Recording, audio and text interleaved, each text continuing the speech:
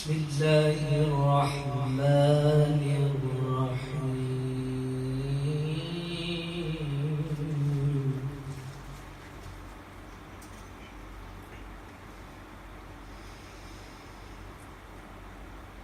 يا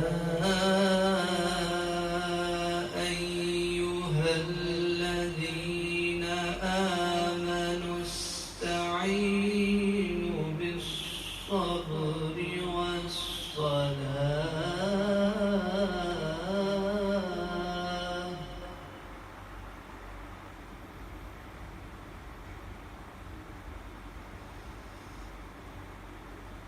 إن الله مع الصابرين.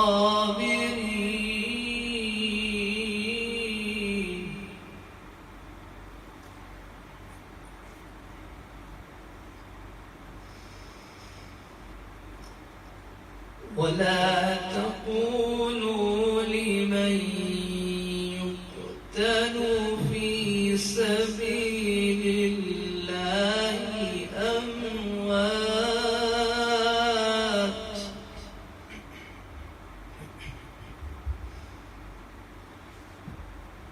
بل أحياء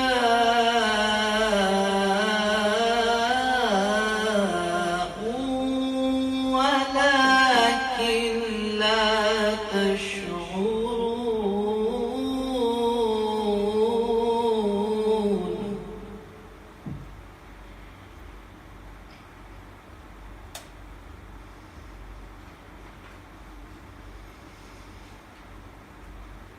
ولنبلونكم بشيء من الخوف والجوع ونقص من الأموال والأنفس والثمرات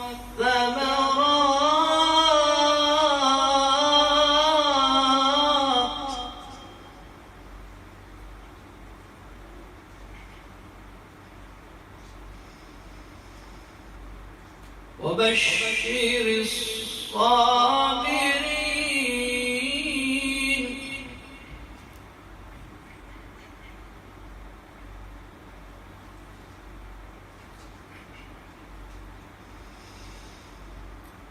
الذين إذا أصابتهم مصيبة قالوا إنا لله وإنا إليه راجعون.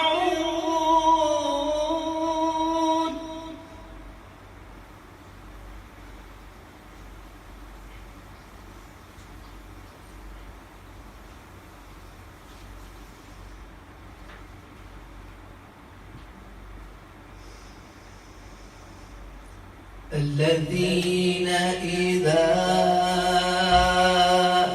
أصابتهم مصيبة قالوا إنا لله وإنا إليه راجعون.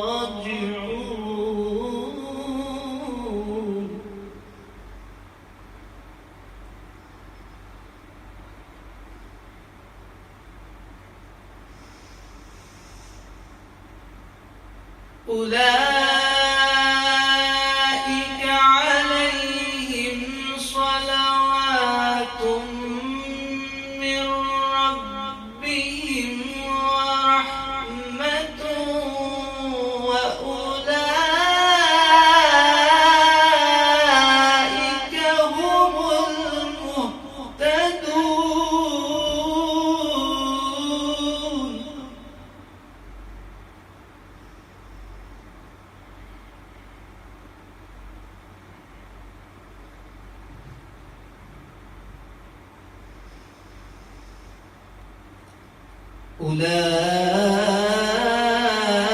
أولئك عليهم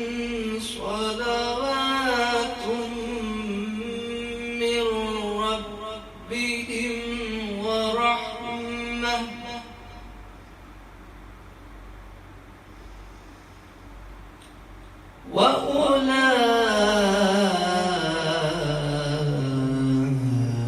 وأولئك هم المهتدون.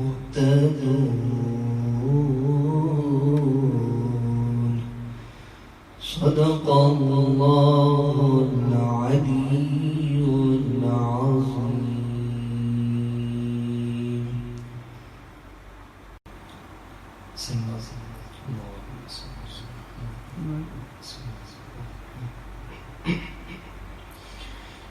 الوداع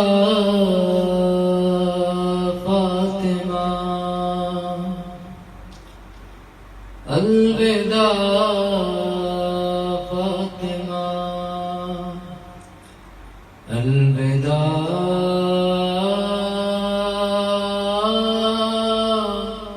فاطمہ.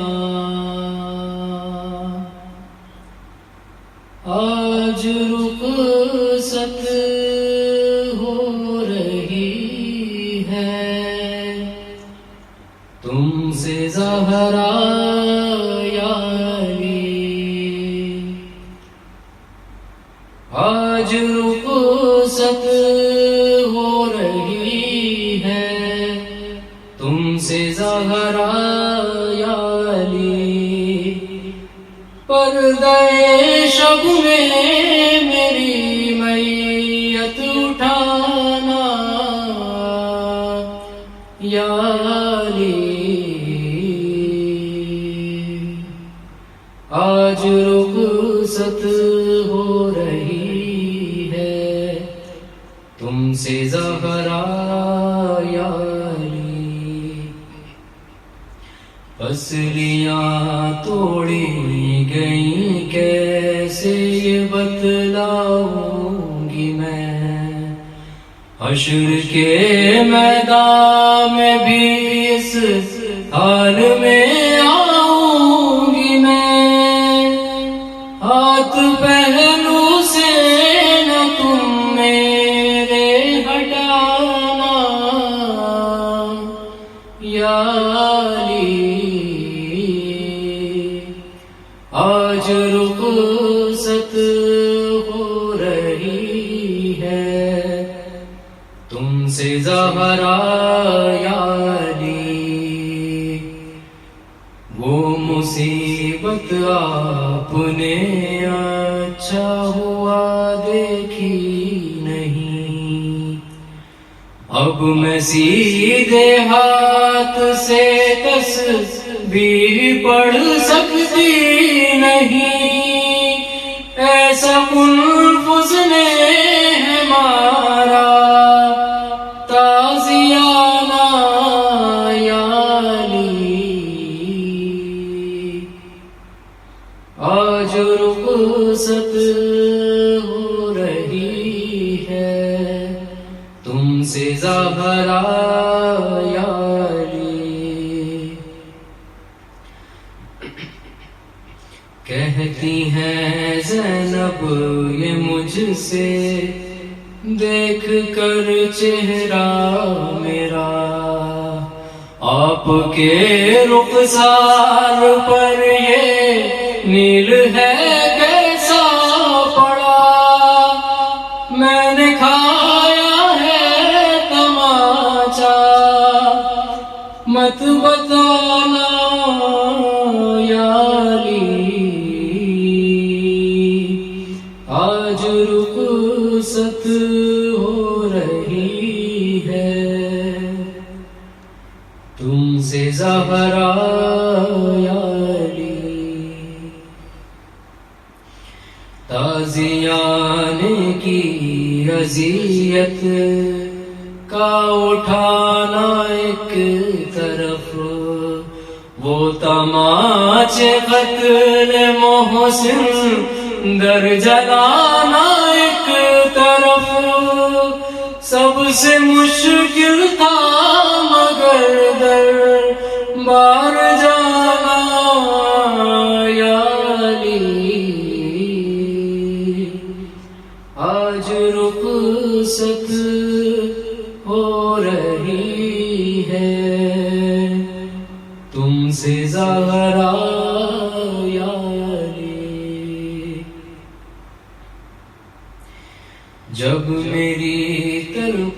تلقین پڑھنا یاد کر لینا ذرا،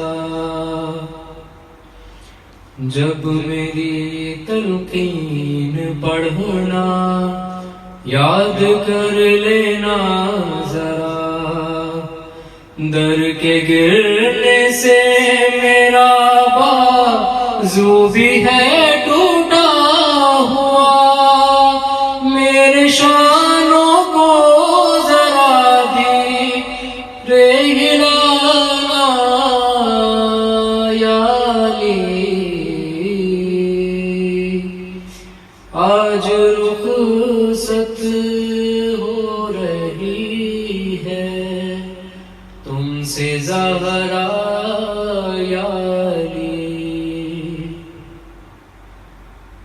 چاہے آ جائے قیامت مجھ سے یہ وعدہ کرو، چاہے آ جائے قیامت مجھ سے یہ وعدہ کرو، جب تلک مولا میرے شبیر کی مرضی نہ ہو، تب تلک میرا جنازہ مت اٹھانا یا علی، آج رخصت ہو رہی ہے تم سے زہرا یا علی، جب سے آئی ہوں پلٹ کر فکر ہے مجھ کو یہی، میں تو پردے میں گئی پھر بھی ضعیفہ ہو گئی، میرے دربار ہے زینب کو جانا یا علی، آج رخصت ہو رہی ہے تم سے زہرا یا علی، کربلا میں جب میرے مظلوم پر خنجر چلے، پیاس کے عالم میں وہ غازی کو جب آواز دے، میں بھی آؤں گی وہاں پر تم بھی آنا یا علی، آج رخصت ہو رہی ہے تم سے زہرا یا علی، آج رخصت ہو رہی ہے تم سے زہرا یا علی، ہاتھ پہلو پر رکھے بولی تکلم فاطمہ، میں دعا کرتی ہوں تم آمین کہہ دینا ذرا، جلد آئے میرا مہدی کا زمانہ یا علی، آج رخصت ہو رہی ہے تم سے زہرا یا علی، پردے شب میں میری میت اٹھانا یا علی، آج رخصت ہو رہی ہے تم سے زہرا یا علی۔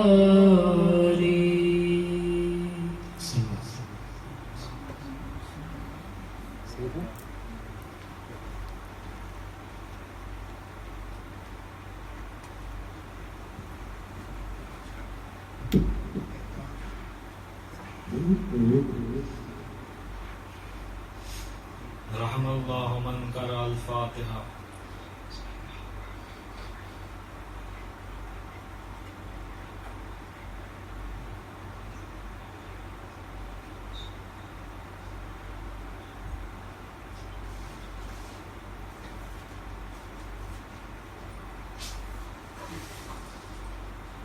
لا حول ولا قوة إلا بالله العلي العظيم. أعوذ بالله من الشيطان اللعين الرجيم. بسم الله الرحمن الرحيم. الحمد لله رب العالمين. الصلاة والسلام على رسوله الكريم خاتم النبيين رحمة للعالمين مولانا ومولا الثقلين جد الحسن والحسين أبي القاسم محمد. اللهم صل على محمد وآل محمد وعلى أهل بيته الطيبين الطاهرين المعصومين المظلومين الذين أذهب الله عنهم الرجس وطهرهم تطهيرا. اللهم صل على محمد وآل محمد وعجل فرجهم. ولعنة الله على أعدائهم أجمعين من يومنا هذا إلى قيام يوم الدين. آمين يا رب العالمين. أما بعد فقد قال الله تبارك وتعالى في كتابه المجيد وفرقانه الحميد وقوله الحق. بسم الله الرحمن الرحيم. الذين آمنوا وتطمئن قلوبهم بذكر الله ألا بذكر الله تطمئن القلوب. صلوات پڑھ دو محمد و آل محمد. اللهم صل على محمد و آل محمد. آپ سبھی حضرات سے گزارش ہے کہ ایک مرتبہ سورہ فاتحہ 3 مرتبہ سورہ اخلاص کی تلاوت فرما کر مرحومہ فاطمہ بنت شاہد مہدی کہ جو مولانا تحقیق حسین رضوی صاحب کے اہلیہ محترمہ ہیں کہ جن کا ابھی کچھ دن پہلے انتقال ہوا اور انہی کے ایصال ثواب کے عنوان سے یہ مجلس منعقد ہوئی ہے، اور مرحوم رمضان علی پنجوانی بھائی کی روح کو ایصال فرما دیں.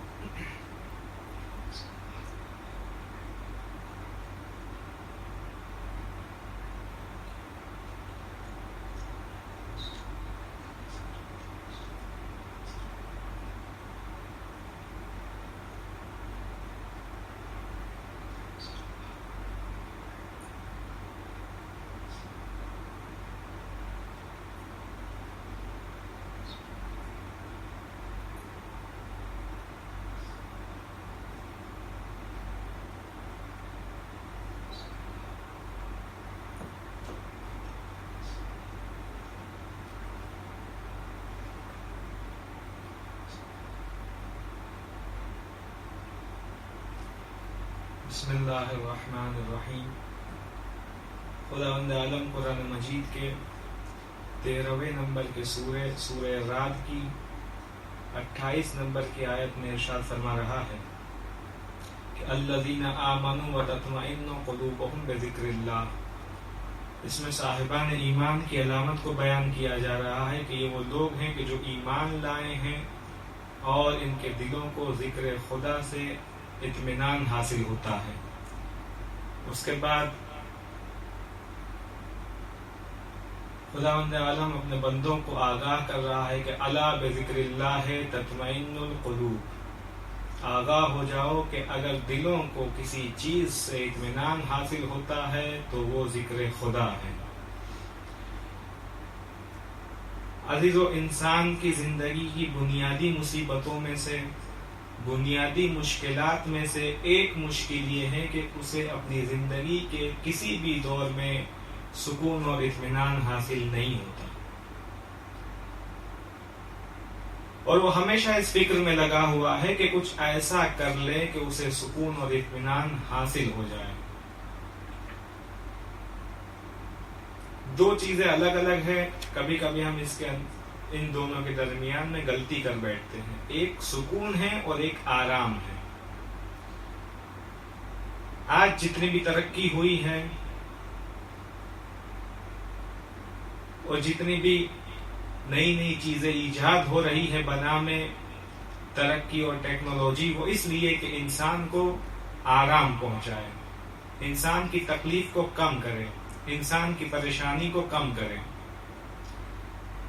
وہ چیزیں جو پہلے کے زمانے میں نہیں تھی آج ایجاد ہو کر کے ہمارے سامنے آئی ہیں. یہ چیزیں باعث بنی ہیں کہ انسان کی تکلیف کو کم کرے، اسے آرام پہنچائے.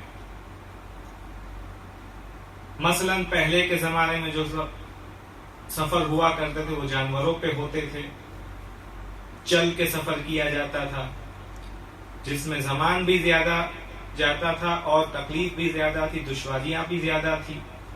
لیکن آج سواری کے وسائل مختلف ہیں، سفر نسبتاً آسان ہو گیا ہے، نہ اتنا زمانہ جاتا ہے سفر کرنے میں، نہ اتنی دشواریاں ہیں. لیکن پھر بھی ان سب چیزوں کی ایجاد ہونے کے بعد انسان کو آرام تو ملا ہے لیکن سکون نہیں ملا ہے. یہ دونوں الگ الگ چیز ہیں. یہ جتنی بھی چیزیں آج نئی نئی ایجاد ہو رہی ہیں شاید جا کر کے انسان کو آرام تو پہنچا رہی ہے، لیکن پھر بھی ان سب کے باوجود انسان کسی چیز کا تشنا اور پیاسا ہے اور وہ ہے سکون. اور ہمیشہ اسی فکر میں لگا ہوا رہتا ہے کہ کچھ ایسا کر لیں کہ جا کر کے سکون کو لے آئے، کہیں سے سکون اسے دستیاب ہو جائے، کہیں سے سکون فراہم ہو جائے. اور اس سکون کو حاصل کرنے کے پیچھے اپنی زندگی کی ساری موڑی اور جمع پونجی کو خرچ کرنے کے لیے تیار ہو جاتا ہے. کچھ بھی کرے بس سکون حاصل ہو جائے. لیکن آپ دیکھیے کوئی بھی انسان آپ کو روئے زمین پر ایسا نہیں ملے گا کہ جو یہ کہے کہ نہیں ہماری زندگی میں از اول تا آخر سکون ہی سکون ہے، ہمیں کسی طریقے کی کوئی پریشانی نہیں ہے. کیوں؟ اس لیے کہ خداوند عالم نے، میں عرض کروں گا آپ کی خدمت میں، خداوند عالم نے اس دنیا میں سکون کو رکھا ہی نہیں ہے. خداوند عالم جناب موسیٰ علیہ السلام سے خطاب کرتے ہوئے فرما رہا ہے، موسیٰ میں نے 6 چیزوں کو 6 چیزوں کے اندر رکھا ہے اور لوگ اسے کہیں اور تلاش کر رہے ہیں. ظاہر سی بات ہے جہاں پہ کوئی چیز رکھی نہیں گئی ہے وہاں پہ تلاش کرنے سے وہ چیز ملنے والی نہیں ہے. خداوند عالم فرما رہا ہے، موسیٰ میں نے 6 چیزوں کو 6 چیزوں کے اندر مخفی رکھا ہے لیکن لوگ اسے کہیں اور تلاش کر رہے ہیں. اب میں موضوع کے اعتبار سے ترتیب کو اوپر نیچے کر رہا ہوں. خداوند عالم فرما رہا ہے، میں نے شرف اور عزت کو عبادت میں رکھا ہے. عبادت کرو تمہیں شرف ملے گا، عبادت کرو تمہیں عزت ملے گی. اب یہ عبدیت، یہ بندگی ایک ایسا عنوان ہے کہ خداوند عالم نے جب اپنے بندے کو معراج پر بلایا ہے اپنے حبیب کو، تو نہ حبیب کہا ہے، نہ نبی کہا ہے، نہ رسول کہا ہے، نہ امام کہا ہے، کچھ نہیں. جب اپنے بندے کو معراج پر بلایا ہے رسول کو تو آواز دی کہ اسرا بعبدہ، میں نے اپنے بندے کو بلایا. اس قدر مہم اور اس قدر بڑا مرتبہ ہے یہ بندگی کا. خود امیر المومنین علی علیہ السلام جب اپنی پوری زندگی کو دیکھتے ہیں اور کسی چیز کو اس لائق اور اس قابل پاتے ہیں کہ اس پر ناز کیا جائے تو وہ چیز امیر المومنین بندگی کو پاتے ہیں. آواز دیتے ہیں کہ کفا بعزت ان اکون لک عبدا، خداوند عالم میری عزت کے لیے یہ کافی ہے کہ میں تیرا بندہ ہوں. وَكَفَى بِفَخْرًا أَن تَكُونَ لِي رَبًّا، پروردگار میرے فخر کے لیے یہ کافی ہے کہ تو میرا پروردگار ہے. اس کا مطلب یہ ہوا کہ اگر کوئی چیز ہمیں شرف دے سکتی ہے، کوئی چیز عزت دے سکتی ہے تو وہ بندگی ہے. خداوند عالم فرماتا ہے، موسیٰ میں نے عزت اور شرف کو بندگی میں رکھا ہے لیکن لوگ اسے مقام، عہدے اور منصب میں تلاش کرتے ہیں. فلاں عہدہ ہمیں مل جائے، فلاں مقام ہمیں مل جائے، فلاں پوسٹ ہمیں مل جائے تاکہ ہم بلند ہو جائے، تاکہ ہم شرف یاب ہو جائے. جبکہ ایسا نہیں ہے. سب سے بڑا مقام اور سب سے بڑی بلندی اور سب سے بڑی بزرگی اگر کچھ دنیا میں خدا نے رکھی ہے تو وہ بندگی ہے. خداوند عالم کی بندگی کی جائے تاکہ ہم شرف یاب ہو جائے، تاکہ ہم بزرگ ہو جائیں. تو یہ پہلی چیز ہے جو خداوند عالم نے عزت اور بلندی جہاں پہ رکھی وہ عبادت ہے، لیکن لوگ اسے مقام اور مرتبے میں تلاش کر رہے ہیں. دوسری چیز، اے موسیٰ میں نے بے نیازی کو قناعت میں رکھا ہے. جتنا تم قناعت کرتے جاؤ گے تم دنیا اور دنیا والوں سے بے نیاز ہوتے چلے جاؤ گے، لیکن لوگ اسے مال اور ثروت میں تلاش کرتے ہیں۔ اور یہی وجہ ہے کہ مولا فرماتے ہیں کہ 2 پیاسے ایسے ہیں کہ جو کبھی سیراب نہیں ہو سکتے، اور ان میں سے ایک پیاسا مال اور دولت کا پیاسا ہے۔ جتنا ملتا جائے گا اسے لگے ابھی تو بہت کم، جتنا اس کے ہاتھ میں آتا جائے گا کہے گا ابھی تو بہت کم ہے۔ کبھی بھی مال کا پیاسا سیراب نہیں ہوتا، اور ایک دوسرا پیاسا ہے جو سیراب نہیں ہوتا، وہ ہے علم کا پیاسا۔ جتنا علم آتا جاتا ہے تصور کرتا ہے ابھی تو ہم نے کچھ حاصل ہی نہیں کیا، ابھی تو ہمارے پاس کچھ پہنچا ہی نہیں ہے۔ تو جناب موسیٰ سے خداوند عالم فرما رہا ہے کہ میں نے بے نیازی کو قناعت میں رکھا ہے، جتنا قناعت کرتے جاؤ گے دوسروں کے محتاج نہیں رہو گے، دوسروں کے سامنے ہاتھ پھیلانے کی نوبت نہیں آئے گی۔ تو یہ دوسری چیز کے جس کے لیے خداوند عالم فرماتا ہے کہ میں نے قناعت میں رکھا ہے، لوگ اسے مال اور ثروت میں تلاش کر رہے ہیں۔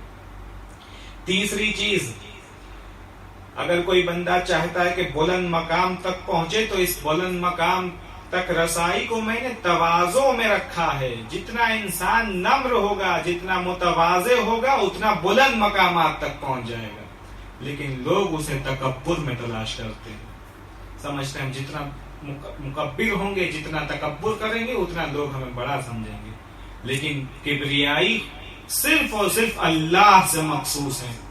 خداوند عالم کو تکبر ذرہ برابر پسند نہیں ہے۔ اسی وجہ سے آپ دیکھیں دنیا میں جناب آدم کے زمانے سے لے کر کے آج تک جس نے خداوند عالم کے سامنے اپنے سر کو بلند کیا اور تکبر سے کام لیا ہے، خداوند عالم نے ایسی ناک رگڑی ہے کہ کہیں منہ دکھانے کے قابل نہیں بچے۔ خدا فرماتا ہے کہ میں نے بلند مقامات تک رسائی کو تواضع میں رکھا ہے، تم خود نیچے جھکتے جاؤ، خدا تمہیں خود بخود بلند کرتا چلا جائے گا، اور لوگ اسے تکبر میں تلاش کر رہے ہیں۔ چوتھی چیز وہ ہے کسب علم۔ اے موسیٰ میں نے کسب علم کو بھوک اور تلاش میں رکھا ہے، جتنا بھوکے رہو گے تم علم آسانی سے یاد کر پاؤ گے، تم علم آسانی سے حاصل کر پاؤ گے، لیکن لوگ اسے شکم سیری میں تلاش کر رہے ہیں، یہ ممکن ہی نہیں ہے۔ پانچویں چیز خداوند عالم فرماتا ہے موسیٰ میں نے اجابت دعا کو لقمہ حلال میں رکھا ہے۔ اگر تم پاک غذا کھا کر کے دعا کرو گے تو میں تمہاری دعا کو قبول کروں گا، لیکن لوگ اسے ادھر ادھر کی باتوں اور فریادوں میں تلاش کرتے ہیں، یہ ہونے والا نہیں ہے۔ اور آخری چیز، اے موسیٰ میں نے 6 چیزوں کو 6 چیزوں میں مخفی رکھا، اور لوگ اسے الگ جگہ پہ دوسری جگہ پہ تلاش کرتے ہیں۔ شرف اور عزت کو عبادت میں رکھا، لوگ اسے بلند مقام اور پوسٹ میں تلاش کرتے ہیں۔ بے نیازی کو قناعت میں رکھا، لوگ اسے مال اور ثروت میں ڈھونڈتے ہیں۔ بلند مقامات تک رسائی کو تواضع میں رکھا، لوگ اسے تکبر میں تلاش کرتے ہیں۔ کسب علم کو بھوک اور تلاش میں رکھا ہے، لوگ اسے شکم سیری میں تلاش کرتے ہیں۔ اجابت دعا کو لقمہ حلال میں رکھا، لوگ اسے ادھر ادھر کی باتوں اور فریادوں میں تلاش کرتے ہیں۔ اور اے موسیٰ میں نے راحت اور سکون کو آخرت میں رکھا، اور لوگ اسے دنیا میں تلاش کر رہے ہیں۔ یہ ممکن ہی نہیں ہے، جو چیز جہاں ہے نہیں وہاں تلاش کرنے سے ہاتھ میں آنے والی نہیں ہے۔ خدا فرما رہا ہے کہ موسیٰ میں نے سکون اور اطمینان اور راحت اور چین کو آخرت کے لیے رکھا ہے، دنیا سکون اور اطمینان اور راحت اور چین کے لیے بنی ہی نہیں ہے۔ جہاں اولیاء خدا، جہاں انبیاء خدا، جہاں ائمہ علیہم السلام کبھی چین سے نہ رہے، جہاں ہمیشہ مبتلا مصیبت رہے، جہاں ہمیشہ گرفتار بلا رہے، وہاں ہم جیسے گنہگاروں کو سکون اور چین سے جینے کا کوئی تقاضا ہی نہیں ہے۔ اے موسیٰ میں نے راحت، سکون اور چین کو آخرت کے لیے رکھا، جبکہ لوگ اسے دنیا میں تلاش کر رہے ہیں۔ اب اس کے بعد میں چند ان اسباب کا ذکر کرنا چاہوں گا کہ کن وجہ کی بنیاد پر انسان ناراحت ہو جاتا ہے، بے قرار ہو جاتا ہے، فریاد کرنے لگتا ہے۔ تو ان میں سے ایک جو سبب بیان کیا گیا ہے وہ یہ ہے کہ اسے گزرے ہوئے کل کا افسوس ہوتا ہے۔ کچھ ایسے واقعات اس کی زندگی میں کل گزرے ماضی میں کہ آج اس کا افسوس کر رہا ہے، اس کی وجہ سے ناراحت ہے۔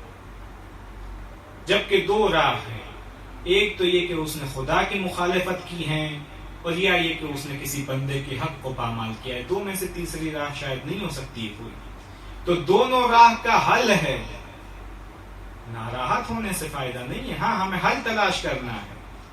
گزرے ہوئے کل کا افسوس کر رہا ہے. اگر ہم نے خدا کی معصیت کی ہے تو آئے آ کر کے توبہ کرے. توبہ کا دروازہ ہمیشہ کھلا ہوا. اور اگر ہم نے کسی بندے کے حق کو پامال کیا ہے تو جب تک سانس آ رہی ہے جا رہی ہے اسی زمانے کے اندر اندر اس حق کو ادا کر دے. یقین جانیے توبہ کرنے سے اور لوگوں کے پامال شدہ حقوق کو ادا کرنے سے ایسا اطمینان قلب حاصل ہوگا کہ جس کو بیان نہیں کیا جا سکتا. کیوں؟ اس لیے کہ آپ نے اس سبب کو کاٹ دیا کہ جو آپ کے لیے ناراحتی کا سبب بنا ہوا تھا. آپ نے خدا کے حق کو پامال کیا تھا, آئے آ کر کے توبہ کر لی. اب آپ کو سکون ہی سکون ملے گا. اب آپ کو اطمینان ہی اطمینان ملے گا. البتہ وہ سکون اور وہ اطمینان مراد نہیں ہے جو آخرت کا ہے, بلکہ اس دنیا میں ہاں ایک ذریعہ ہے جس سے انسان اطمینان قلب حاصل کر سکتا ہے. میں بھی بیان کروں گا آگے چل کے. تو یہ ایک ذریعہ ہے, یہ ایک سبب بیان ہوا کہ اسے گزرے ہوئے کل کا افسوس ہے. دوسرا سبب آنے والے کل کی فکر ہے. انسان سوچتا رہتا ہے کل کیا ہوگا, کل کیا ہوگا, کل کیا ہوگا, اور اس کل کے چکر میں آج کو خراب کر بیٹھتا. نہ اس کا آنے والا کل صحیح ہو پاتا ہے اور اسی کی وجہ سے آج کے دن کو بھی ہاتھ سے دھو بیٹھتا. ہاں منصوبہ بندی کرنا, پلاننگ کرنا, بزرگوں کے تجربوں سے استفادہ کرنا, یہ سب ہونا چاہیے, لیکن اس کا مطلب یہ نہیں ہے کہ ان سب کی وجہ سے ہم اپنے آج کو خراب کر بیٹھے. اس لیے کہ جب تک آج ہمارا صحیح نہیں ہو سکتا ہم کل کو صحیح نہیں کر سکتے. اس لیے کہ ہمارا آج آنے والے کل کا مقدمہ ہے. تو یہ دوسرا سبب ہے کہ انسان کو آنے والے کل کی فکر لگی ہوئی ہے کہ جس کی وجہ سے وہ اپنے آج کو بھی خراب کر بیٹھتا ہے اور اسے ناراحتی اور بے قراری ہاتھ میں آتی ہے بس. تیسرا سبب زندگی میں پیش آنے والے واقعات. کچھ واقعات انسان کی زندگی میں ایسے پیش آتے ہیں کہ اس کے بعد بس یہ تصور کرتا ہے کہ ہماری زندگی بالکل اندھیر ہے, اب ہماری زندگی میں کچھ بچا ہی نہیں ہے. یہ تصور غلط تصور ہے. کیوں؟ اس لیے کہ اللہ نے سب کا امتحان لیا ہے. ہاں یہ ہے کہ امتحان کی صورتیں مختلف رہی ہیں. کبھی کسی کا اولاد کے ذریعے امتحان لیا, کبھی کسی کا مال کے ذریعے امتحان لیا. یہ صورتیں مختلف رہی ہیں لیکن امتحان سب کا ہوا. تو واقعات پیش آتے ہیں تو ہمیں غور کرنا چاہیے یہ کہیں ہمارے گناہوں کی سزا تو نہیں ہے, یا اگر گناہوں کی سزا نہیں ہے, ہم نے دیکھا ہماری زندگی بالکل خداوند عالم کی اطاعت اور عبادت میں گزر رہی ہے, تو یہ دیکھیں کہ یہ خدا کی طرف سے امتحان تو نہیں ہے. اور اگر خدا کی طرف سے امتحان ہے تو اس میں ہم ثابت قدم رہیں اور یہ امتحان ذریعہ قرار پائے کہ ہم خداوند عالم سے اور قریب ہو جائیں اور نزدیک ہو جائیں. تو یہ تیسرا سبب انسان کی زندگی میں آنے والے واقعات کہ جو انسان کو ناراحت کر دیتے ہیں, بے قرار کر دیتے ہیں. چوتھا سبب جو بیان کیا گیا, انسان کیوں ناراحت ہو جاتا ہے. انسان ناراحت ہوتا ہے کیونکہ وہ موت کو یاد کرتا ہے. دیکھتا ہے کہ مجھے مر جانا ہے تو بے قرار ہو جاتا ہے, جبکہ موت سے بڑی حقیقت کوئی دنیا میں آئی نہیں. سب سے بڑی اور ایسی حقیقت کہ جس کا کسی نے انکار نہیں کیا. البتہ اس کے لیے آمادگی نہ کرے, اس کے لیے تیاری نہ کرے, اس کے لیے اپنے آپ کو سنوارے اور سجائے نہیں تو یہ الگ بات ہے, لیکن انکار کوئی نہیں کرتا. مرنا سب کو ہے, سب قبول کرتے اس بات کو کہ ہمیں دنیا سے جانا ہے. اس لیے کہ دیکھ رہے ہو, اور آج کل تو بہت آسان ہو گیا, پتہ نہیں آج ہمارے سامنے جو انسان ہے کل ہوگا بھی کہ نہیں ہوگا. آج اس وبا نے آ کر کے اتنا اعلان کر دیا ہے کہ زندگی کا کوئی بھروسہ نہیں ہے.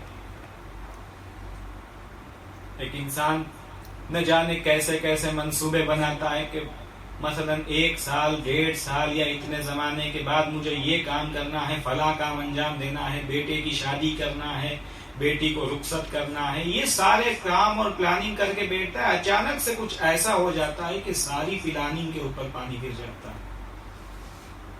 انسان یعنی یہ واقعی جو زمانہ آج کل ہمارے درمیان میں ہے, یہ انسان کو سوچنے پر مجبور کر رہا ہے بالآخر کیا ہے انسان کی حیثیت, کیا ہے انسان کی اوقات. کتنے بڑے بڑے پلاننگ اور کتنے بڑے بڑے منصوبے بنا کے بیٹھتا ہے لیکن کچھ نہیں کر پاتا. اس لیے کہ خداوند عالم کا ارادہ اور اس کی مرضی کچھ اور ہی ہے. آپ نے خود اس طریقے کی باتیں ان زمانے میں سنی ہوگی. نہ جانے کہاں کہاں واقعا ہم اس مقدس شہر میں ہیں. بہت سے برادران نے ہمیں اپنے وطن سے اور مختلف جگہوں سے بات کر کے کہا کہ ہمارا ارادہ تھا کہ مثلا کم آئیں گے زیارت کے لیے. ہم چاہتے تھے کہ امام رضا علیہ الصلوۃ والسلام کی ولادت مشہد میں کریں, لیکن نہیں کر پائے. اس لیے کہ آپ دیکھیے انسان ارادہ کچھ کرتا ہے اور خداوند عالم کی مرضی کچھ اور ہوتی ہے. آج پوری دنیا ایک مقام پہ آ کر کے کھڑی ہوئی ہے کہ جہاں سب انگشت بدندہ ہے کہ ہوا کیا اور ہو کیا رہا ہے اور آگے جا کر کے ہونے کیا والا ہے. جیسا کہ میں نے عرض کیا کہ انسان کو ناراحت کرنے والے جو اسباب ہیں ان میں سے ایک سبب موت کی یاد ہے کہ انسان موت کو یاد کرتا ہے, ناراحت ہو جاتا ہے کہ مجھے اس دنیا سے چلے جانا ہے, مر جانا ہے, مٹ جانا ہے. جبکہ اسی موت کو اگر ایک دوسری جہت سے دیکھا جائے تو اسے زندگی جینے کا ہنر سکھا دے. آیت اللہ ناصر مکارم شیرازی صاحب بیان فرماتے ہیں کہ یہ موت جو ہے انسان یہ تصور کرتا ہے کہ یہ فنا ہے, یہ مٹ جانے کا مقام ہے, جبکہ ایسا نہیں ہے. اور اسی وجہ سے اسی تصور کی بنیاد پر انسان سوچتا ہے کہ میں سکون نہیں حاصل کر پا رہا ہوں, میں مر جانے والا ہوں. لیکن اگر اسی موت کو وہ فنا کی جگہ ایک نئی زندگی کی شروعات تصور کرے کہ نہیں یہاں سے میں دوسرے عالم میں جانے والا ہوں, وہاں میری ایک نئی زندگی شروع ہونے والی ہے, تو پھر اس کی زندگی جینے کا انداز بدل جائے گا, اس کی زندگی گزارنے کا طریقہ چینج ہو جائے گا. کیوں؟ اس لیے کہ یہ زندگی فنا ہونے والی ہے, خود وہ فنا ہونے والا نہیں ہے. امیر المومنین علیہ الصلوۃ والسلام نہج البلاغہ میں فرماتے ہیں کہ اے انسان تجھے اس دنیا کے لیے پیدا ہی نہیں کیا گیا ہے. آج مصیبت یہی ہے, ہم نے سب کچھ اس دنیا کو آ کر کے تصور کر لیا ہے کہ جو کچھ ہے وہ بس یہ دنیا ہے اور ہمیں یہاں سے جانا ہی نہیں ہے. اور جب جانا پڑتا ہے تو پھر ظاہر سی بات ہے ناراحتی ہوتی ہے, بے قراری ہوتی ہے, بے چینی ہوتی ہے. لیکن مولا فرماتے ہیں کہ تمہیں اس دنیا کے لیے بنایا ہی نہیں گیا ہے, تمہیں بنایا گیا ہے اس دنیا کے لیے, آخرت کے لیے بنایا گیا ہے. اب ظاہر سی بات ہے جب اتنے سارے اخبار, اتنی ساری احادیثیں, اتنے سارے بیانات ہمارے سامنے ہیں کہ مثلا ہمیں اس دنیا میں نہیں رہنا ہے, اس دنیا سے جانا ہے, ہمیں اس دنیا کے لیے بنایا گیا ہے, اور پھر بھی ہم اس دنیا کے لیے کچھ تیاری نہ کریں, اس دنیا کے لیے کوئی ذات راہ فراہم نہ کریں, تو پھر ہم اپنے اوپر حیف اور افسوس کریں کہ سب کچھ پتا ہونے کے باوجود بھی ہم نے کچھ نہیں کیا. پتا نہ ہوتا تو مسئلہ دوسرا تھا, لیکن اب جب سب حقیقت واضح ہے, روشن ہے کہ ہمیں اس دنیا میں نہیں رہنا ہے, جانا ہے, تو انسان کو چاہیے کہ وہ تیاری کرے مرنے کی, اور مرنے کے بعد جہاں پہنچنا ہے اس عالم کی تیاری کرے. تو یہ کچھ اسباب تھے جو میں نے بیان کیے جس کی بنیاد پر انسان اپنے آپ کو بے قرار اور بے چین تصور کرتا ہے. اسے چین نہیں ہے, اسے راحت نہیں ہے, اسے امن نہیں ہے, اسے آرام نہیں ہے دنیا میں. اب سوال یہ ہے کہ اسے آرام ملے کہاں سے, وہ کون سا طریقہ ہے, وہ کون سی چیز ہے جو انسان کو آرام اور سکون دے سکتی ہے. خداوند عالم اسی آیت میں ارشاد فرما رہا ہے, الا بذکر اللہ تطمئن القلوب. خدا کا ذکر وہ چیز ہے کہ جو دلوں کو سکون اور اطمینان بخشتی ہے. آئے انسان آ کر کے ذکر تو کرے. البتہ یہاں بھی ایک بات عرض کرتا چلوں کہ یہاں ذکر سے مراد خالی وہ ذکر نہیں ہے جو ہم زبان سے انجام دیتے ہیں, زبان سے ادا کرتے ہیں. البتہ اس کی بھی اپنے مقام پر فضیلت اور حیثیت اور بہت ثواب ہے, لیکن کبھی کبھی ہم بعض چیزوں میں آ کر کے دھوکہ کھا جاتے ہیں. ذکر یعنی بس یہی زبان سے ادا کر لو اور بات ختم ہو گئی, جبکہ یہ ذکر نہیں ہے. ذکر سے مراد یہ ہے کہ ہمیشہ اپنے آپ کو اللہ کی یاد میں رکھنا, ہمیشہ ہر جگہ انسان جہاں بھی رہے, چاہے سفر میں ہو, حضر میں ہو, مریض ہو, صحت مند ہو, چاہے چھوٹا ہو, بڑا ہو, زندگی کے کسی بھی موڑ پہ ہو, چاہے خوشی میں ہو, چاہے غم میں ہو, خداوند عالم کی یاد میں رہے. ہمیشہ اپنے مالک کو یاد رکھے. اگر نعمتیں مل رہی ہے تو اسے یاد کرے, اگر نعمتیں چھینی جا رہی ہے تو اسے یاد کرے. یہ ہے اصل ذکر کا مفہوم. اور آپ دیکھیے کہ کبھی کبھی انسان دنیاوی نسخے بھی لیتا ہے. مثلا مریض ہوا, ڈاکٹر کے پاس گیا تو اسے دنیاوی نسخہ دے گا, مثلا فلاں میڈیسن لے لو, فلاں انجیکشن لے لو. اور کبھی کبھی آتا ہے ایک روحانی کے پاس, وہ اسے روحانی نسخہ دے گا. دونوں میں ایک بنیادی فرق ہے. وہ فرق یہ ہے کہ اگر آپ مریض ہوئے کسی ڈاکٹر کے پاس جا رہے ہیں، وہ آپ کو نسخہ دے رہا ہے، تو آپ کے لیے ضروری نہیں ہے کہ آپ اس نسخے کو جانیں کہ مثلا اس میں کیا کہا گیا ہے یا کون سی دوائی دی جا رہی ہے. آپ اسے جانیں یا نہ جانیں، وہ آپ کی باڈی کے پر اثر کرنے والا ہے. اگر آپ نے اس دوائی کو اس طریقے سے اس وقت پہ جس وقت کی تجویز کی گئی آپ نے استعمال کیا تو یقیناً آپ کی باڈی کے اوپر اثر کی. آپ کے لیے ضروری نہیں ہے کہ آپ جانیں کہ اس کا کیا فائدہ ہے، کیا نقصان ہے، اس کا نام کیا ہے، کن چیزوں سے مل کے بنی ہے، کوئی ضروری نہیں ہے. لیکن یہی چیز اگر ہم آ کر کے روحانی نسخے میں دیکھیں تو بہت بڑا فرق ہے. ایک انسان آ کر کے سورہ حمد کی تلاوت کرتا ہے تو اس کا ایک اثر ہے، لیکن ایک انسان وہ آ کر کے سورہ حمد کی تلاوت کرتا ہے جو اس کے معانی اور مفاہیم سے آشنا ہے تو اس کا مقام اور مرتبہ زیادہ ہے. اس کے بیان میں، اس کی اس تلاوت میں، اس کی اس قرات میں اثر زیادہ ہو جاتا ہے. یہی وجہ ہے آپ دیکھیں قرآن ہمارے بھی گھر میں رکھا ہوا ہے، قرآن باقی بزرگوں کے بھی گھر میں رکھا ہوا ہوتا ہے. جب ضرورت پڑتی ہے تو ہم قرآن پڑھتے ہیں، لیکن جب کوئی بڑا مسئلہ پیش آ جاتا ہے تو ہم بزرگوں کے پاس جاتے ہیں کہ آپ آئیے ہمارے لیے دعا کریے. بھائی دعائیں تو ہمارے گھر میں بھی ہیں، قرآن ہمارے بھی گھر میں ہے، بالآخر یہ ان کے پاس جانے کی وجہ کیا ہے، ریزن کیا ہے؟ یعنی ہماری زبان میں وہ اثر نہیں پایا جاتا، ہماری زبان اس اثر سے خالی ہے جو ہونا چاہیے. تو یہ دونوں فرق ہیں دنیاوی نسخے اور روحانی نسخے میں. بس اپنے بیان کو سمیٹ رہا ہوں. اس کے بعد میں چاہتا ہوں کہ کچھ مصداق بیان کروں کہ خداوند عالم نے جو کہا ہے کہ دلوں کو ذکر جو ہے وہ سکون اور اطمینان دیتا ہے، ان ذکر کے مصداق کیا کیا ہیں. تو سب سے پہلا مصداق تو خود قرآن مجید ہے. قرآن مجید آواز دے رہا ہے انا نحن نزلنا الذکر، ہم نے اس ذکر کو نازل کیا.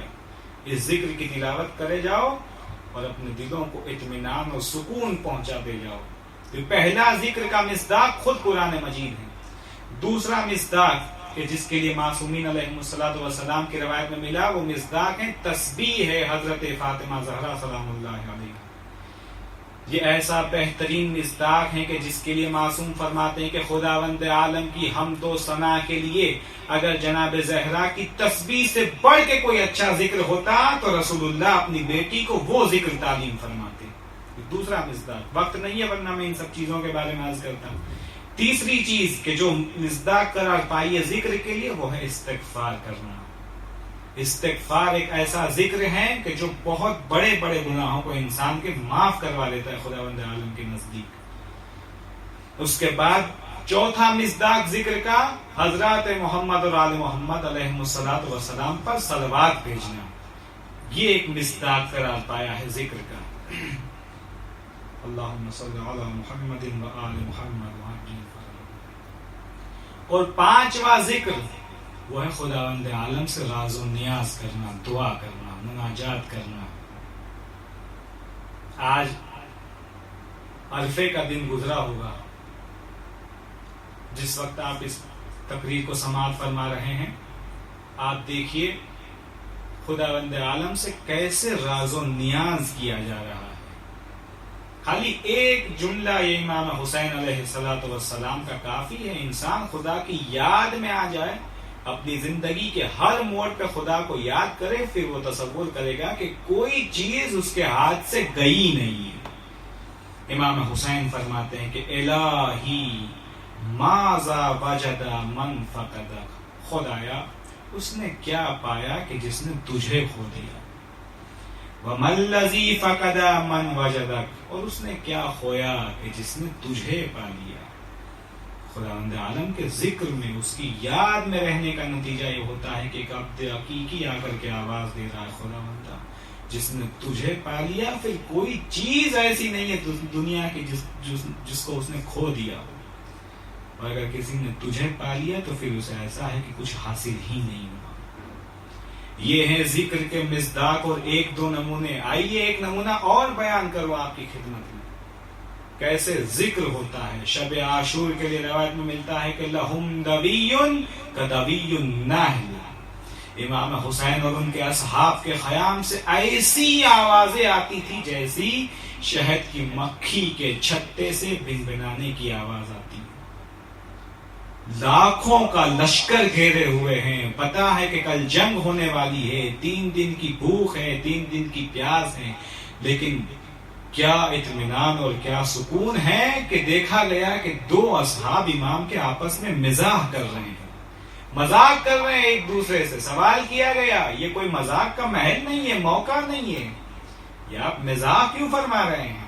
جواب دیا گیا کہ ہم کیسے خوش نہ ہو، ہم کیسے مسرت نہ منائیں، اس لیے کہ ہم دیکھ رہے ہیں کہ ہمارے اور جنت کے درمیان بس ایک رات کا فاصلہ رہ گیا، یہ رات تمام ہو جائے اور بس ہم جنت میں وارد ہو جائے جس کا ہم سے وعدہ کیا گیا.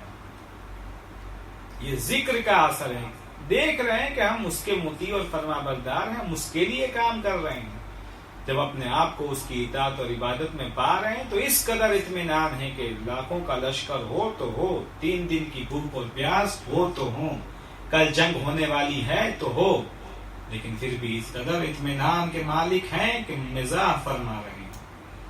اور اس کے بعد ذکر کے سلسلے میں ایک ایسا بندہ پایا گیا کہ جو خود اپنے شاگرد کو تعلیم دے رہا ہے کہ کمیل اس طریقے سے آواز دو کہ اللہم اسألک بحقک وقدسک وصفاتک واسمائک ان تجعل اوقاتی من اللیل والنہار بذکرک معمورا. خداوندا تجھے تیرے حق، تیری قدرت اور تیرے عظیم اوصاف کا واسطہ دے کر کے سوال کرتا ہوں کہ دن اور رات کے جملہ اوقات میں مجھے اپنے ذکر میں معمور کر دے، مجھے اپنے ذکر کی توفیق عطا فرما، اپنی یاد سے معمور کر دے. وَبِخِدْمَتِكَ مَوْصُولًا، اور مجھے مسلسل اپنی خدمت کرنے کی توفیق عطا فرما. وَآمَالِي عِنْدَكَ مَقْبُولًا، اور میرے اعمال کو اپنے نزدیک قبول کر لے. نتیجہ کیا ہوگا؟ ذکر کرنے کا، خدمت کی توفیق کا اور اعمال کی مقبولیت کا نتیجہ یہ ہوگا حَتَّى تَكُونَ أَعْمَالِي وَأَوْرَادِي كُلُّهَا وِرْدًا وَاحِدًا، تاکہ میرے تمام اعمال اور اوراد سب فقط تیرے لیے ہو جائے. اور یہ ایسا بندہ، اس نے اپنی زندگی میں ایسا ذکر کیا خدا کو، ہر موڑ پہ ایسا خدا کو یاد رکھا کہ خداوند عالم نے اس کے ذکر کو اپنا ذکر بنا دیا. پیغمبر خدا آواز دے رہے ہیں کہ زینوا مجالسکم بذکر علی ابن ابی طالب، اپنی مجلسوں کو علی ابن ابی طالب کے ذکر سے زینت دیا کرو. کیوں؟ لأن ذکرہ ذکری، کیوں؟ اس لیے کہ علی کا ذکر میرا ذکر ہے. وذکری ذکر اللہ، میرا ذکر خدا کا ذکر ہے. وذکر اللہ عبادہ، اور اللہ کا ذکر عبادت ہے. ایسا بندہ ایسا ذکر کیا خدا کا کہ خود اس کا ذکر اللہ کا ذکر بن گیا اور لوگوں کے لیے عبادت کا باعث بن گیا. بس میرے عزیزوں، میں نے اپنے بیان کو سمیٹ لیا. یہی وجہ ہے کہ آپ دیکھیں ہمارے یہاں نہ کوئی خوشی ایسی ہے، نہ کوئی غم ایسا ہے کہ جو ان کے ذکر سے خالی ہے. ہمارے یہاں قرآن صامت اور قرآن ناطق ساتھ ساتھ ہیں، چاہے خوشی کا موقع ہو چاہے غم کا موقع ہو. جیسا کہ آپ سب جانتے ہیں کہ یہ مجلس عزا مولانا تحقیق حسین رضوی صاحب کی اہلیہ مرحومہ کے ایصال ثواب کی غرض سے منعقد کی گئی ہے. اگر میری یہ آواز مولانا تک پہنچ رہی ہے تو میں ان کی خدمت میں عرض کروں گا کہ بہت ساری الہی خدمات کے بعد بھاونگر میں تقریباً 20 سال کے درمیان جب بھی کسی مومن یا مومنہ کا انتقال ہوا تو پسماندگان کو حوصلہ دینا، تسلی دینا، دلاسا دینا، صبر کی تلقین کرنا، یہ آپ کا ناقابل فراموش طریقہ کار رہا ہے. اب وہ موقع آیا ہے کہ ہمیں اپنا دینی، مذہبی، اخلاقی، ایمانی اور انسانی فریضے کو ادا کرنا. حالات نے ہاتھ ایسے باندھ دیے کہ مرحومہ کی خاطر خواہ رخصتی نہ ہو پائی اور مومنین مل کے مجلس عزا، قرآن خوانی یا نظر و نیاز کا ایسا اہتمام نہ کر پائے. آپ کے گھرانے پر پڑنے والی مصیبتوں کو ہم گن تو سکتے ہیں کہ وطن سے دور عالم غربت میں اپنے خاندان کی ایک فرد کو کھو دینا، 4 میں سے 3 بچوں کا پاس نہ ہونا اور ماں کے آخری دیدار سے محروم رہ جانا، حالات کی وجہ سے مومنین کا تشییع جنازہ، نماز جنازہ میں شرکت نہ کر پانا، ان سب مصیبتوں کو ہم گن سکتے ہیں لیکن محسوس نہیں کر سکتے ہیں۔ لیکن ہاں، میں اتنا عرض کروں گا کہ اگر اہل بیت عصمت و طہارت علیہم الصلاۃ والسلام پر پڑنے والی یہ مصیبتیں ہمارے سامنے نہ ہوتی تو ایسے مواقع پر صبر کرنا واقعی ایک بہت دشوار مرحلہ تھا۔ لیکن چونکہ ہمارے سامنے ان حضرات پر پڑنے والی مصیبتیں ہیں اور ان کے سامنے ہمارا غم کوئی حیثیت نہیں رکھتا، ہم آپ کے اس غم میں برابر کے شریک ہیں، اور بارگاہ خداوندی میں مرحومہ کی مغفرت، بلندی درجات جوار معصومین علیہم السلام میں جگہ، اور تمام پسماندگان کے لیے صبر جمیل اور اجر عظیم کے خواہاں ہیں۔ بالخصوص اس مقدس سرزمین حرم اہل بیت علیہم السلام قم مقدس میں جناب فاطمہ معصومہ سلام اللہ علیہا کے حرم میں مرحومہ اور آپ سب کی طرف سے نائب الزیارت ہے۔ لیکن میں آپ کی خدمت میں اتنا عرض کرنا چاہوں گا کہ مرحومہ کی رحلت کی خبر سن کر کے لوگوں نے مختلف طریقوں سے آپ کو تعزیت پیش کی، آپ کو تسلیت عرض کی، کسی نے فون کیا، کسی نے میسج کیا، جن سے ممکن تھا انہوں نے روبرو آ کر کے آپ کو تسلیت عرض کی۔ لیکن ہماری جانیں قربان ہو جائے اس مظلوم پر کہ جب گھر میں وارد ہوا تو سیدہ سوال کرتی ہیں، ابوالحسن میں نے سنا ہے کہ لوگوں نے آپ کو سلام کرنا چھوڑ دیا۔ امیر المومنین فرماتے ہیں فاطمہ اب تو عالم یہ ہے کہ سلام علی کرتا ہے اور لوگ جواب نہیں دیتے۔ ہاں یقیناً یہ بہت بڑا صدمہ ہے، بہت بڑی مصیبت ہے، لیکن انتقال کے کچھ دن بعد آپ اپنے وطن پہنچ گئے، آپ نے اپنے بچوں سے ملاقات کی، اپنے عزیزوں سے ملاقات کی، چاہنے والے آپ کے پاس آئے، آپ کو تسلیت عرض کی۔ لیکن کوئی امیر المومنین کے دل سے پوچھے کہ جب فاطمہ دنیا سے گئی تو کون ہے کہ جو علی کو سہارا دے، کون ہے جس سے علی اپنا درد دل بیان کرے؟ یہی وجہ ہے کہ علی بیابان میں جا کر کے کنویں میں اپنا منہ ڈال ڈال کے فریاد کرتے تھے، اپنا حال زار بیان کرتے تھے۔ ہاں آزادارو، موقع بھی آیا جب فاطمہ دنیا سے جا رہی ہے تو مولا سے وصیت کر رہی ہے، علی دیکھو میں اتنے وقت تمہارے ساتھ رہی ہوں، کبھی بھی اگر تمہارے خلاف مجاز کوئی کام ہو گیا ہو تو مجھے معاف کر دینا، علی میرے بعد تم دوسری شادی کر لینا، علی میرے بعد میرے بچوں کا خیال رکھنا، علی دیکھو میری قبر کو تلاوت قرآن سے محروم نہ رکھنا۔ آزادارو، ایک شاعر نے 2 مصرے میں قیامت کر دی فاطمہ کی وصیت کے بارے میں، کہتا ہے کہ علی سے ضبط گریہ کی وصیت فاطمہ کی ہے، علی سے ضبط گریہ کی وصیت فاطمہ کی ہے، یہ کیا ممکن ہے یا رب جبکہ میت فاطمہ کی ہے۔ عزادارو، جس وقت فاطمہ زہرا سلام اللہ علیہا کا انتقال ہوا، بی بی کی شہادت ہوئی، مولا کے لیے بہت سخت مرحلہ تھا، رسول اللہ کی امانت ہے۔ عزادارو، وصیت کے مطابق مولا نے رات کو غسل دیا، کفن پہنایا، اور اس کے بعد رات کی تاریکی میں چند مخصوص اصحاب کے ساتھ جناب زہرا کو دفن کیا گیا۔ اور اب وہ مرحلہ ہے کہ مولا کائنات قبر پہ بیٹھے ہوئے ہیں، وہیں سے رسول اللہ کے روضے کا ارادہ کیا اور آواز دیتے ہیں کہ یا رسول اللہ آپ پر میرا سلام ہو، یا رسول اللہ اب اس کے بعد علی کا غم ناپایان ہے، علی کا غم ہمیشہ والا ہے، اور علی کی راتیں بیداری کی راتیں ہیں، اب علی کبھی سکون سے سو نہیں پائے گا۔ لیکن یا رسول اللہ جیسے آپ کی رحلت کے بعد میں نے صبر کیا تھا ویسے ابھی بھی میں صبر کروں گا۔ یہ پورا خطبہ مولا کائنات کا نہج البلاغہ میں موجود ہے جو آپ نے جناب سیدہ کو دفن کرنے کے بعد ارشاد فرمایا۔ عزادارو، جیسا کہ جناب سیدہ نے وصیت کی تھی کہ علی میری قبر کو تلاوت قرآن سے محروم نہ رکھنا، مولا کائنات کا دستور یہ تھا ہر رات آ کر کے بی بی کی قبر پہ تلاوت کیا کرتے تھے۔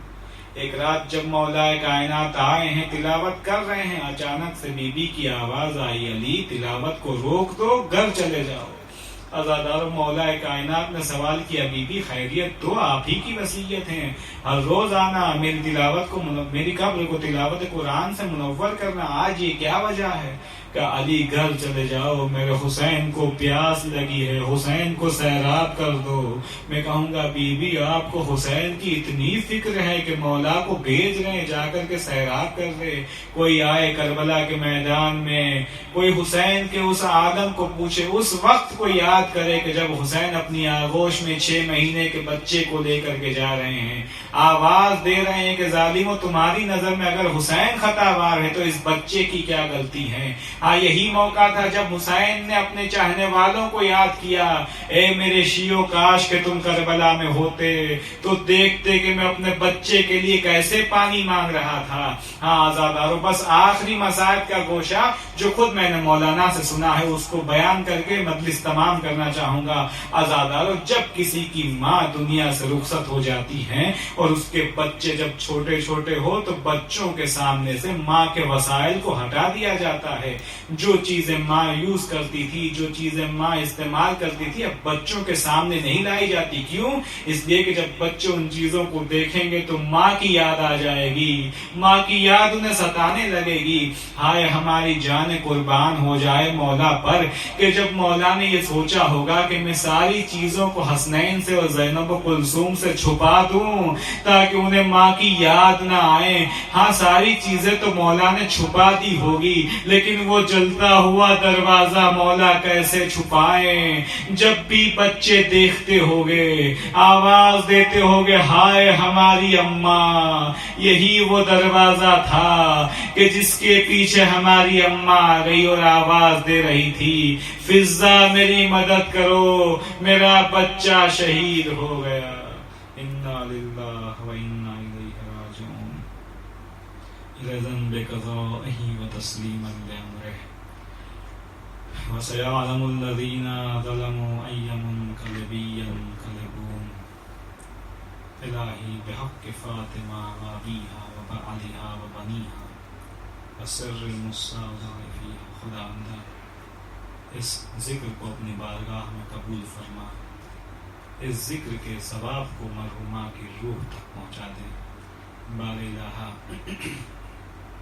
دنیا میں جہاں جہاں بھی اہل بیت کے چاہنے والے آباد ہوں، سب کی جان، مال، عزت اور آبرو کی حفاظت فرما، پرچم اسلام کو سربلندی عطا فرما، پرچم کفر و نفاق کو سرنگوں فرما۔ بار الہ، جنت البقیع کی اجڑی ہوئی قبروں پر عالی شان روزوں کی تعمیر کے اسباب فراہم فرما۔ پروردگارا، جو وبا، جو بلا اس دنیا میں اس وقت پھیلی ہوئی ہے، میرے مالک اس بلا اور وبا سے تمام مومنین، تمام مسلمین اور تمام عالم بشریت کو اپنے حفظ اور امان اور پناہ میں قرار دے۔ خداوند عالم، ایام عزا نزدیک ہیں، کچھ ایسا اہتمام ہو جائے کہ عزادار جی کھول کے امام حسین کی عزاداری کر سکے۔ پروردگار، ہمیں ہر سال کربلا معلیٰ، نجف، کاظمین، سامرہ، مشہد، قم اور تمام مقدس مقامات کی زیارت نصیب فرما۔ پروردگارہ، جس مرحومہ اور جس مرحوم کے ایصال ثواب کے لیے مجلس ہے، پروردگارہ ان کے درجات کو بلند فرما، ان کے چھوٹے بڑے گناہوں کی مغفرت فرما۔ پروردگارہ، ان مرحومین کو جوار معصومین علیہم الصلاۃ والسلام میں جگہ عطا فرما۔ پروردگار، وقت کے امام کو اذن ظہور عطا فرما، ہم سب کو حضرت کے مخلص غلاموں میں شمار فرما۔ آپ حضرات سے گزارش ہے، ایک مرتبہ سورہ فاتحہ اور 3 مرتبہ سورہ اخلاص کی تلاوت فرما کر مرحومہ فاطمہ بنت شاہد مہدی اور مرحوم رمضان علی بھائی پنجوانی کی روح کو ایصال فرما۔